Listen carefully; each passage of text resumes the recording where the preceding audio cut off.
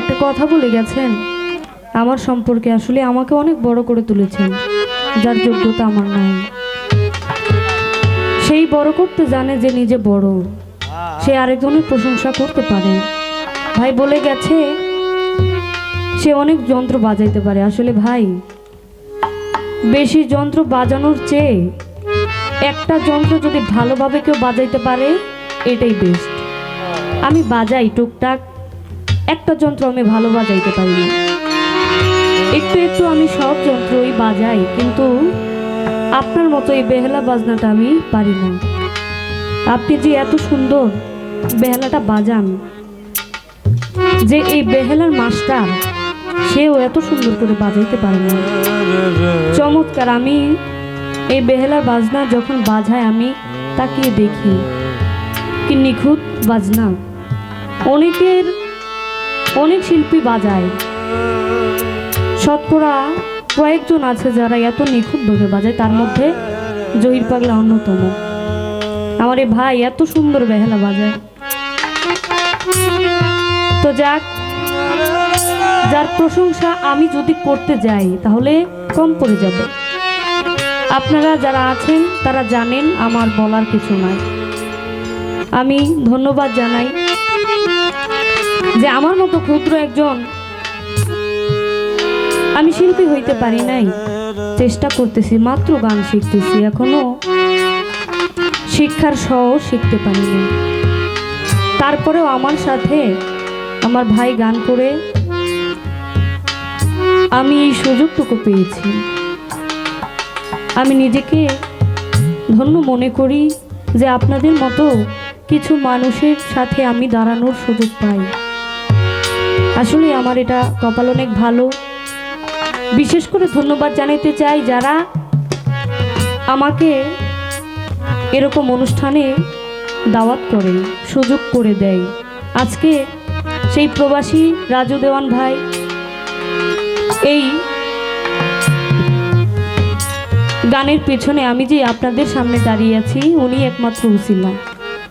তারপরেও এখানে মাজার কমিটি, গান কমিটি যারা আছে তারা তো আছে। ধন্যবাদ জানাই সেই রাজু দেওয়ানকে, প্রবাসী আছেন তিনি। সকলে ওনার জন্য দোয়া রাখবেন, আল্লাহ যেন ওনাকে সেই সালামতে আমাদের মাঝে ফিরিয়ে আনে দেশে। সকল প্রবাসীদের ধন্যবাদ জানাই। এই জায়গা থেকে দু একটি বিচ্ছেদ গান রাখবো।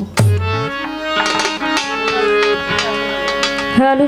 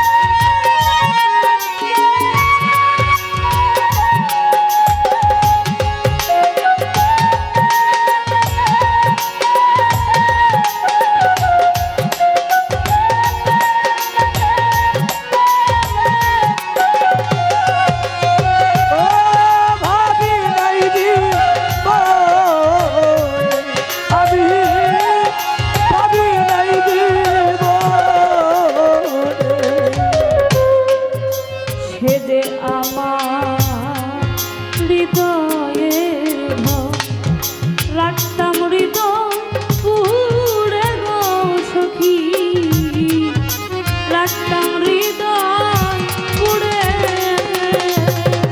ও সে যে আমার হৃদয়ের ঘর, রাখতাম হৃদয়ের তারে, রাখতাম হৃদয়।